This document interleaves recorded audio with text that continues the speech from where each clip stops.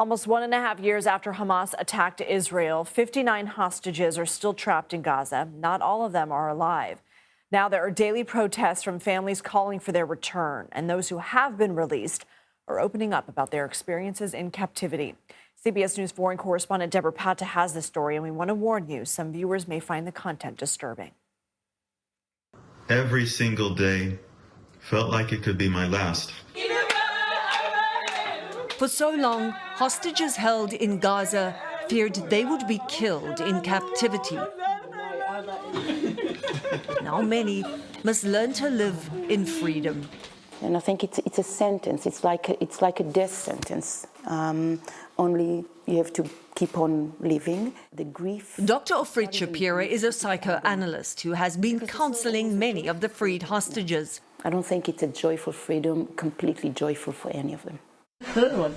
Some, like Yarden Bibas, discovered on his release that his wife Shiri and 2 boys had been killed.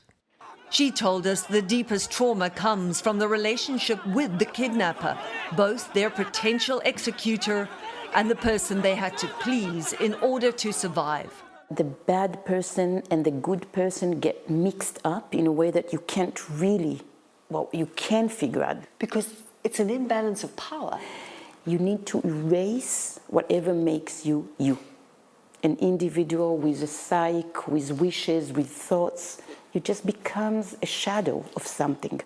Eli Sharabi said he was chained, tortured and starved for 491 days.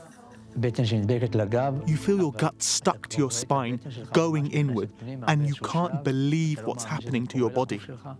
To be starved by another person is to feel, among other things, completely helpless and humiliated.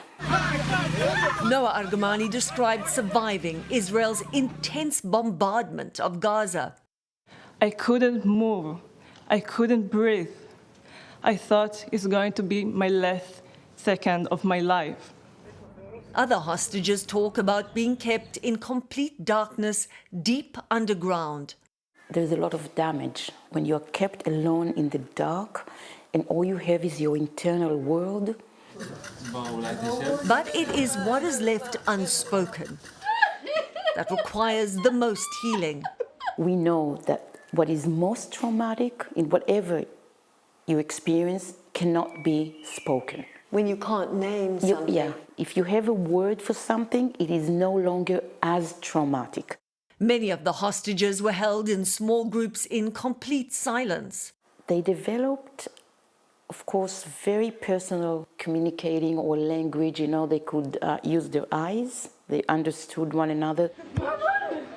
Those bonds kept them alive, she believes, and has motivated freed hostages to fight for those still in captivity. My soul is still there. I will do everything to free them. Until then, I cannot truly begin to heal.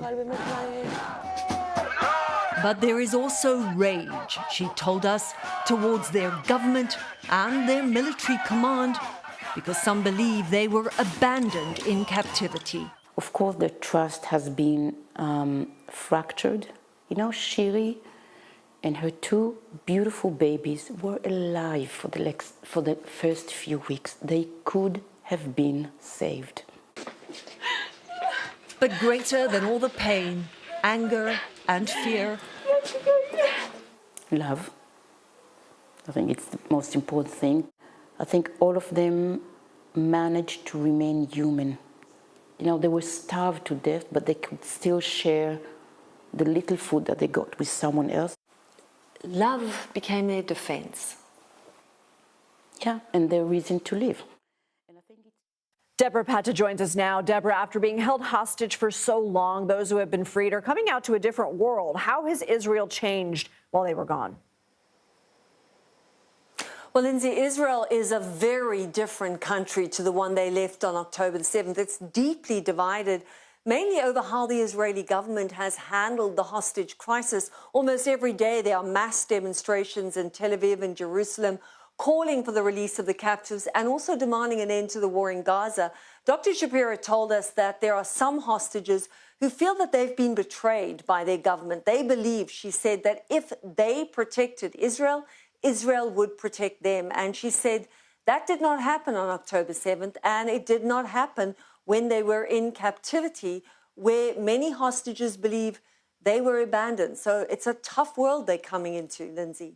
Tell us more about the mechanisms hostages have been using while in captivity. Well, many of the hostages were kept in small groups and developed very deep bonds, and this really fortified them. Sometimes they weren't even allowed to speak to each other, so they'd communicate with their eyes or through songs. And Dr. Shapiro told us about one hostage who was a classically trained pianist, and he would constantly tap his fingers up and down his chest. He was, in fact, playing the piano on himself, hearing the music and escaping from the horror of his reality in captivity in that way.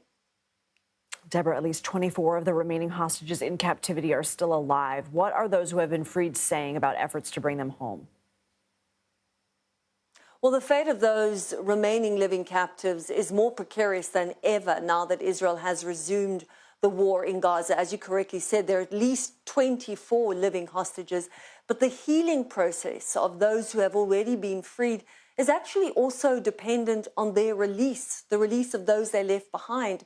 Shapiro told us it was gut-wrenching for many of them to leave others in Gaza. And many have dealt with this literally by throwing themselves into campaigning for the freedom of those that are still in captivity. And they say that they cannot begin to heal until everyone is out, that their hearts essentially remain in captivity, Lindsay. Debora Patta, thank you.